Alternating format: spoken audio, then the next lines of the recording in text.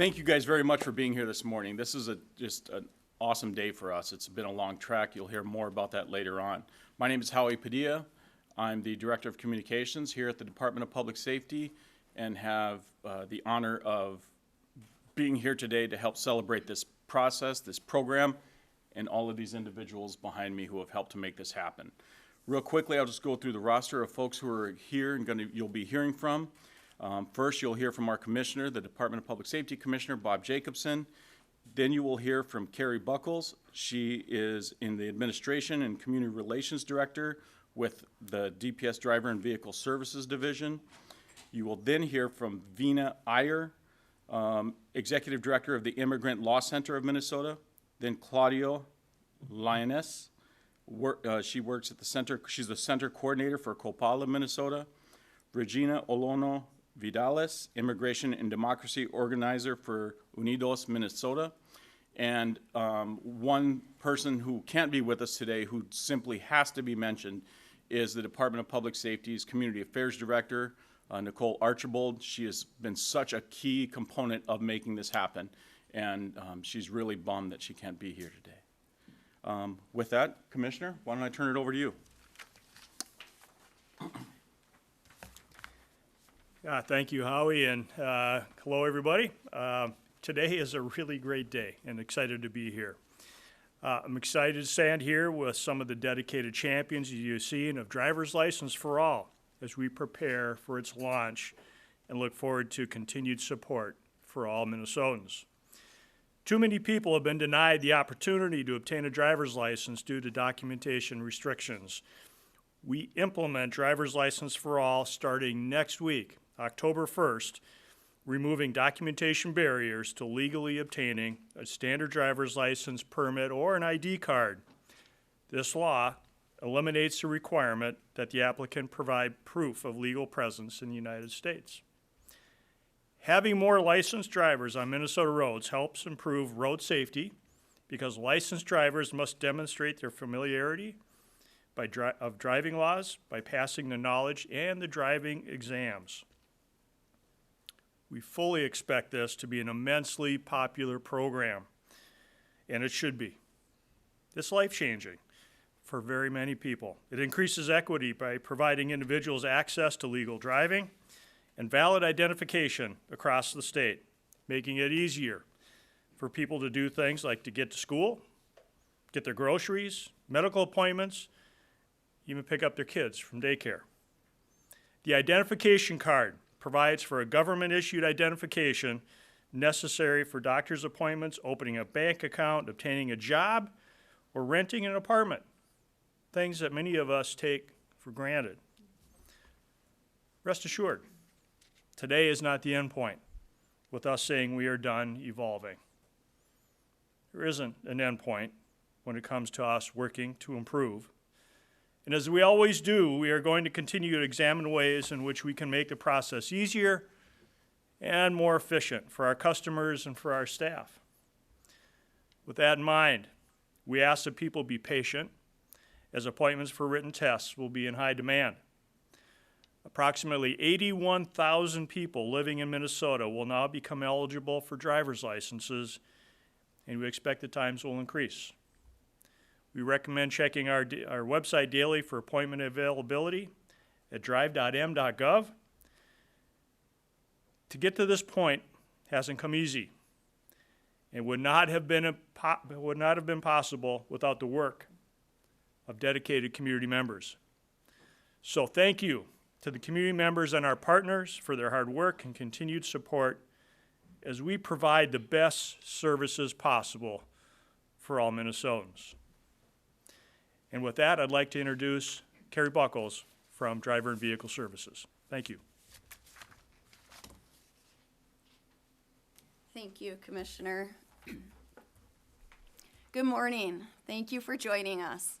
My name is Carrie Buckles, and I'm the Director of Administration and Community Relations for Driver and Vehicle Services. We are extremely excited that our community partners are here with us today. At DVS, we know that the origin and success of DL for All is due to their energy, resources, and commitment to helping out Minnesotans. DL for All begins on October 1st. We've got documents available in multiple languages to make that process easier. And we've expanded the list of approved translators to include qualified non-professionals.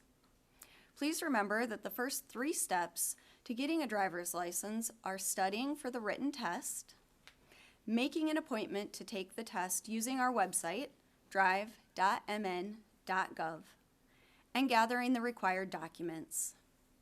Your feedback is important.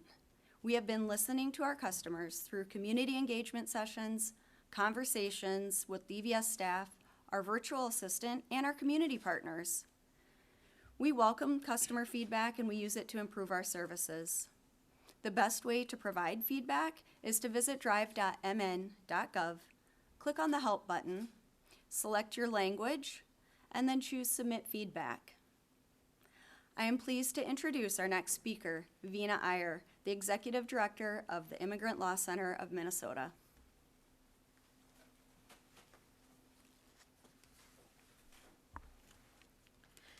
After 20 years of advocating alongside community, we at the Immigrant Law Center of Minnesota are thrilled to be only 3 days away from the restoration of driver's licenses for all.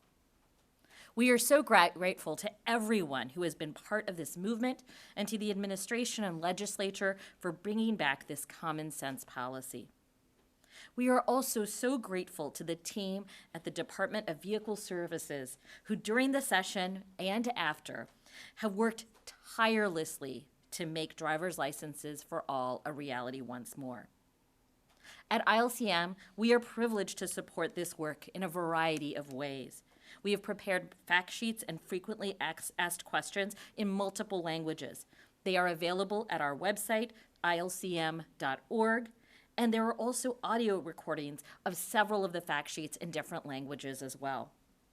We have been meeting with DVS regularly, as well as convening regular meetings of community groups to provide information and updates. If your organization would like to join these convenings, please email policy@ilcm.org. Finally, we recently held a walk-in clinic with the Hennepin County Public Defender to assist people with resolving outstanding tickets before applying for a license. Subscribe to ILCM's Facebook and Instagram accounts to be the first to know about future events. Thank you, and I'd now like to introduce Claudia Lainez from COPAL.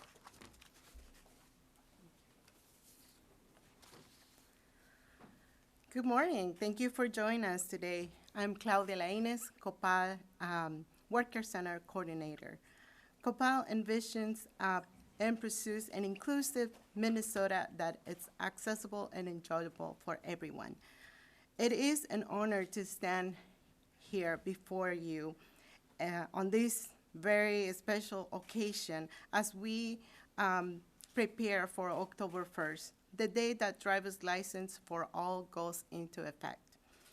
On Monday, hundreds of people across Minnesota will show up at the driver's vehicle services to take the written test. On October 2nd, new drivers will be exciting as privilege removed in 2003 and restored on March 8, 2023. Remember that reinstating access to driver's license was a huge achievement thanks to a consistent dedication of countless leaders, community members, elected officials, and organizations. Let's celebrate and enjoy this hard-fought victory. But also, we must remain vigilant to ensure that it is not removed again. COPAL continues the journey with our community. First, we fought for driver's license. Then we facilitate road safety classes to hundreds of people have taken these classes in the Twin Cities, Austin, Rochester, Mankato, Winona, and a lot of them online. Third, we are preparing our worker center to be a site to becoming a written testing location. We remain committed to our communities as we navigate the implementation of this law.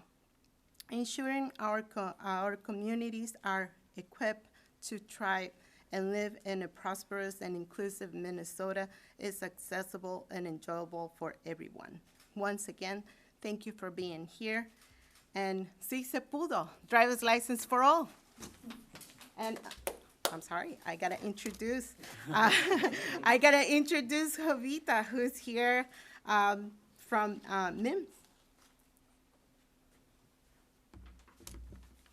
Kimiri Zengwetkehi. I'm too short in here. I don't know if you can hear me, but my name is Jovita Morales, and I, the founder of the Minnesota Immigrant Movement and community leaders who has fought for the driver license bill in Minnesota since 2008 until this day. After fighting almost 2 decades, many Latinas and Latinos Americans in Minnesota will finally show that they have, that we're gonna have a driver license to prove and everybody that we care about Minnesota. As MEAN, we have been trained, our team and support guide them in open space to take the class with us in our own language, in a level where all understand how to approach our community. And with this is studying the manual for the theoretical exam, watching videos, laughing each other, sharing story, connecting with the police department to working with us and with the community, bringing lawyers to restore our identity and to have and prove that we are better human beings in Minnesota. As MEAN, we are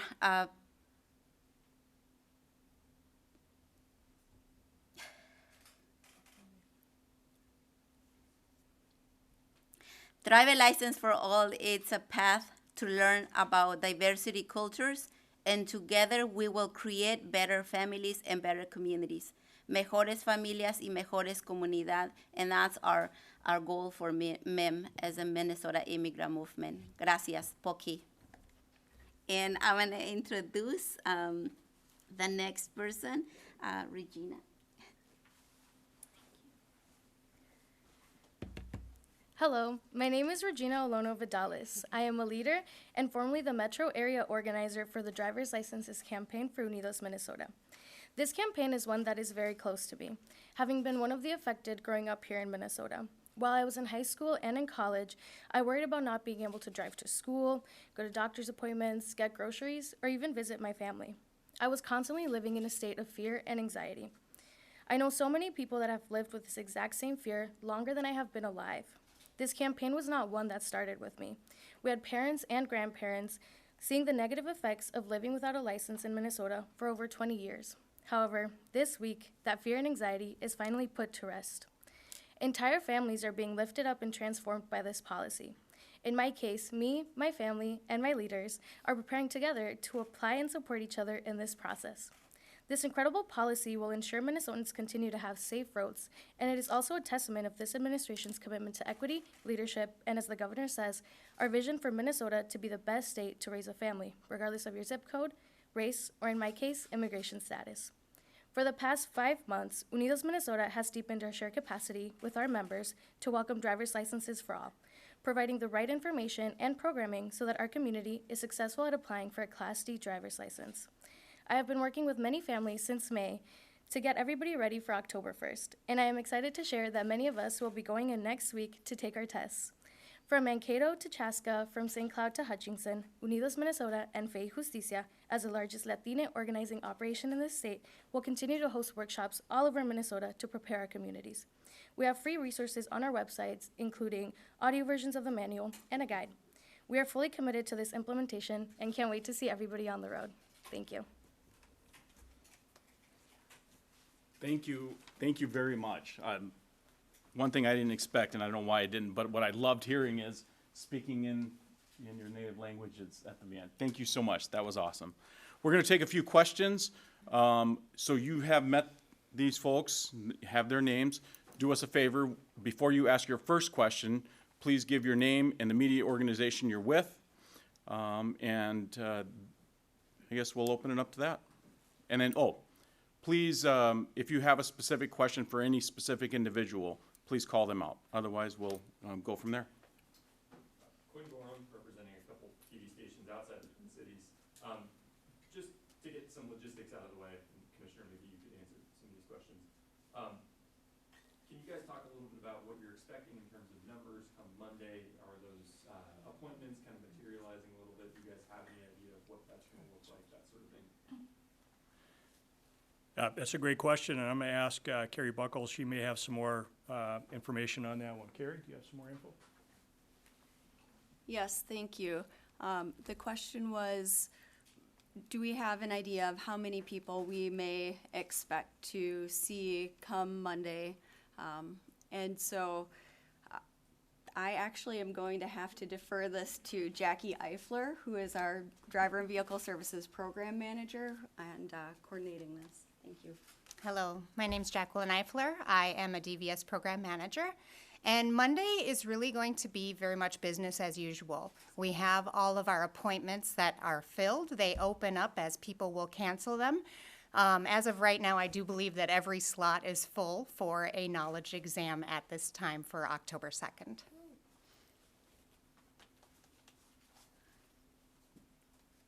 My name is Adam Duxter. I work with WCCO. This question can be for any of the community advocates, folks that are working with people in the community to prepare. I would just love to know how folks that you're working with are just reacting now that we are here come this next week, and just if you're able to share any stories of people just kind of what a difference maker this is going to be for them. I can share a lot of the stories that we've been having classes with the community directly, how they're gonna impact it, is that finally, for instance, moms, as a mom, we're hearing one story that deep into it personally. Moms can drive now, and they can take the kids to the programs. They can work. They can take the kids different activities that they might ask in the past that they didn't have that time or allow to them because they didn't know how to drive a vehicle, and they have to wait until the husband is coming from work. And now that the mom's gonna have ability to have this opportunity to drive, they can even, they was telling us, like, I'm gonna go to school right now. I'm gonna involve more in my community instead of asking for help. So this is one of the many, many other stories that not only me, but other colleagues, that they have those kind of stories similar. I can share. Romulo from St. Cloud is one of our stronger leaders. He was leading the path representing greater Minnesota communities at the Capitol. He's a leader with Fe Justicia, our Central Minnesota program. And not only he's excited, he's one of the first people scheduled for the local DNB to take a knowledge test, but he's also supporting other people, building that capacity and that knowledge. There's also folks that just want to get an ID. They want to be able to provide a Minnesota state ID when they come to school conferences or when they want to visit somebody in a regulated facility. And there's also another very beloved community in the state that are DACA holders whose driver's license was tied to an immigration status. And with what we know, DACA being in uncertainty at the federal level, knowing that you will be able to renew your driver's license regardless of that work permit arriving on time is releasing a lot of weight on people's shoulders. We're incredibly proud that policy and community resilience are actually providing the healing components, the healing conditions for communities to thrive. And like, I want to talk to you in 5 years to hear where people are going, like how people improve their lives with this policy. So let's make a date from now to 5 years so we can share more. Next questions? This can be for anybody. Maybe someone with DPS would probably be best to answer, but it's been a couple of months since the legislative session ended. has that been more than enough time to kind of prepare things and figure out how to implement this correctly? Do you guys wish you had more time? Kind of how did that process work? So the question was, after the legislative session ended, have we had enough time, or has that been adequate to prepare for driver's license for all implementation? And as many of you know, the last legislative session was very busy. A record number of bills were passed. There's a lot of work for all agencies to do, including the Department of Public Safety. Many initiatives that we are working to get off the ground and implement. One of the priorities coming out of the governor's office and for the Department of Public Safety has been driver's license for all. We have invested a tremendous amount of personnel time, community time, as you can see behind us, working with our community groups and others to make sure that we are ready to go to implement driver's license for all. We may find that there's some things that we missed. You never know. It's not a perfect system, but just know that we put every effort that we possibly could. This is a priority. We're doing this on behalf of a community that's represented behind us. It is so important for us to make sure that we get this going, to do it right the first time. If there's anything that we need to fix, we will certainly do that, but I'm confident that we'll be ready to go as these first driver's license exams begin. And again, we are very excited on behalf of the community, and it's our honor from the Department of Public Safety to be able to help implement this. Question as well for DPS folks, if that's all right. I know you mentioned the 81,000 stat, but when you're building a timeline in your head of how long this takes to kind of play out to where everyone has a chance to take the written test and then take the driver's test, I mean, how long of a timeline do you picture this being in terms of getting this from start to actually implemented to where everyone who wants an ID or a driver's license, has one? Again, the question is timeline. How long do we think it will take to get all those who are interested in driver's license or IDs to get them through that process? And that's a great question. As you know, we are continuing to serve Minnesotans right now in getting their driver's licenses and their knowledge exams. We're adding 81,000 people to that system as we're trying to hire more staff to be able to implement this. So it will take some time. I don't know that we have a good estimation of how long that will take, but just know that we're trying to staff up as quickly as we can. We're adding technology to our work as well. More cameras that are more accessible, easier to move people through quicker through that driver's license process. We're adding ability to take driver's license exams more quickly, so we're trying to enhance and make that process go more quickly. But again, anytime you add 81,000 people to a system, it's going to take us a little while. Just know that although we may not know the exact time or how quickly we're going to be able to get through this, we are going to be continually looking to improve our processes. We're going to be continually looking at how we can better serve the community that's looking for their driver's licenses, those existing and those new that are coming to our system. We know that it's a great challenge, but it's a great honor for us to be able to make sure that we implement a system that's going to be working for all. So we'll do it as quickly as we possibly can. But it's a great question. Thank you. To bounce off that, Yep, and this will be the last one. just to bounce off that, can you talk a little bit about the process in making sure this is accessible across language barriers, verbally and in the written test and that sort of thing as well? Do you want to take that one, Karen? Okay. I can work on that. So Jackie Eifler, DVS Program Manager. So what is DVS doing in order to make this accessible to people? We have done multiple training sessions with both our examiners, our DVS people, as well as the people that are considered driver's license agents, trying to get them ready for this change. We have been constantly stressing that all this is an update to primary and secondary documents.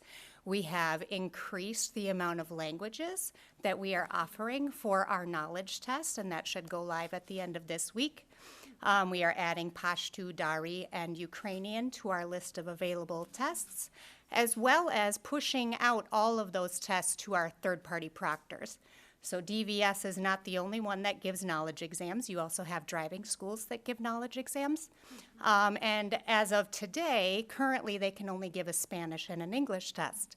Well, starting at, well, actually, the beginning of next month, that will all change, so people can get the test in their own language with audio, so we don't have to worry about literacy either. Great. Thank you, everyone. Thank you. Thank you.